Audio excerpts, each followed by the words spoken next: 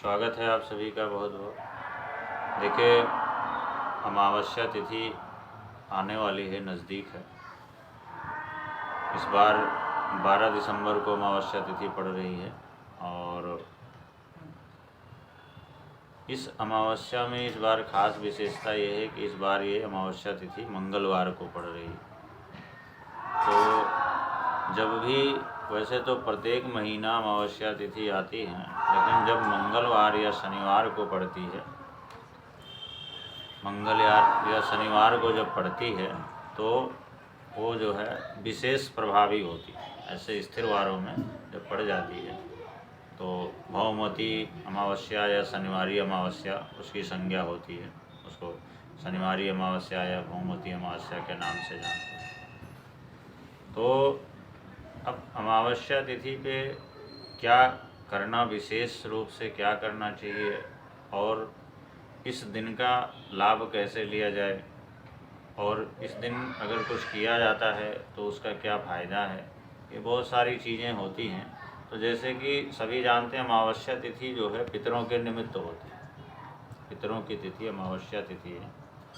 तो इस दिन खास करके पितरों के निमित्त अगर कोई भी चीज़ दान की जाती है, स्नान किया जाता है, तर्पण किया जाता है, पिंडदान किया जाता है और भी बहुत सारी चीज़ें हैं, तो ये जो भी कार्य किए जाते हैं उससे पितरों की तृप्ति होती है, पितरों की संतुष्टि होती है।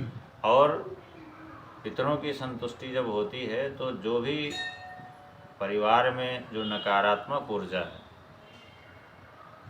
तो वो कम हो जाती है, सकारात्मक ऊर्जा का संचार होता है। और साथ में ऐसा, जैसे पुराणों में, शास्त्रों में ऐसा कहा गया है कि जब हमारे पितर प्रसन्न होते हैं तो परिवार पे उनकी कृपा दृष्टि बनी रहती है।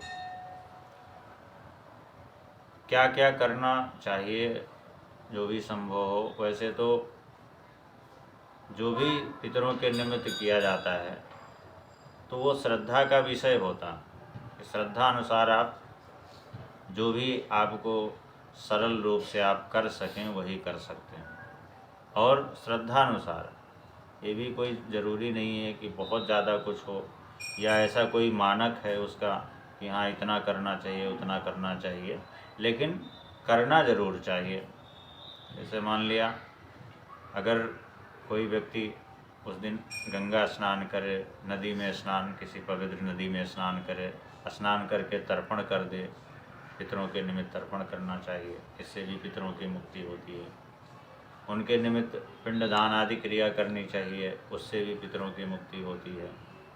और इसके अलावा ब्राह्मण को भोजन कराने का विशेष विधान है। अगर इस दिन एक भी ब्राह्मण को भोजन कराए अमावस्या तिथि को तो वो सैकड़ों ब्राह्मण भोजन कराने के समान होता है और इससे भी पितरों की मुक्ति होती है।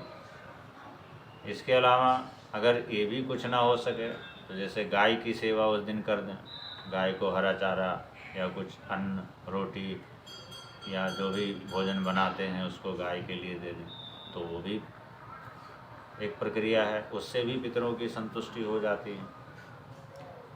अगर ये भी ना हो सके तो सरलता से पीपल के पेड़ में एक लोटा जल चढ़ा करके पीपल की 7 परिक्रमा करें और संध्या के समय पीपल में दीप जलाएं, तो इससे भी पितरों की प्रसन्नता होती है।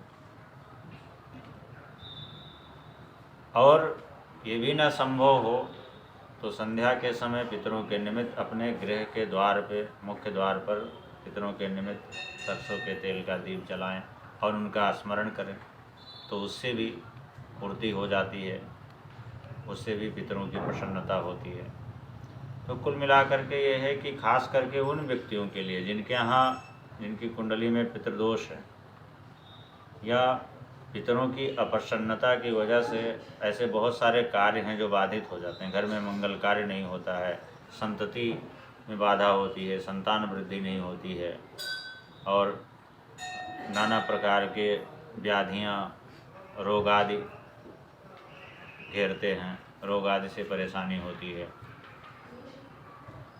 कारोबार में, कार्य व्यवसाय में उन्नति, तरक्की रुक जाती है और साथ में आर्थिक परेशानी भी हो जाती है।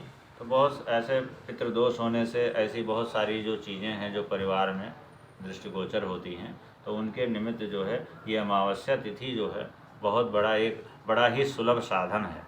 इसमें जो भी चीज़ें बताई गई हैं उनको आप यथाशक्ति कर सकते हैं। इसके अलावा किसी गरीब को भी दान दे सकते हैं और ब्राह्मण को भोजन दान, वस्त्र दान इत्यादि दिया जा सकता है। और सबसे बढ़िया तरीका ये है कि इस दिन पीपल के वृक्ष पर एक लोटा जल चढ़ा करके उसकी 7 परिक्रमा करें, विष्णु भगवान का मंत्र जप करें और दीपदान करें। तो ये भी एक बहुत ही सरल और प्रभावी प्रक्रिया है, इसको भी किया जा सकता है। और बहुत सारी चीज़ें हैं करने के लिए, लेकिन जो भी आदमी व्यक्ति को सरलता से संभव हो उसको अपने हिसाब से कर लेना चाहिए समय अनुसार। तो उसको कर लेने से जो भी परेशानियां आने वाली जो दिक्कतें हैं उनसे सरलता से निपटा जा सकता है। और पितरों की अगर प्रसन्नता होती, पितरों की कृपा दृष्टि अगर बनी रहती है तो परिवार में हर प्रकार से मंगल ही होता है। इस बारे में अगर किसी को विशेष जानकारी चाहिए तो नंबर होता है, उस पर संपर्क करके उस बारे में विशेष जानकारी प्राप्त कर सकता है। और दोबारा एक बार बता दूं, इस बार जो है अमावस्या तिथि 12 दिसंबर मंगलवार को पड़ रही है। मंगलवार के पड़ने से विशेष प्रभावी है, तो इसका लाभ ज़रूर लें। बहुत बहुत धन्यवाद।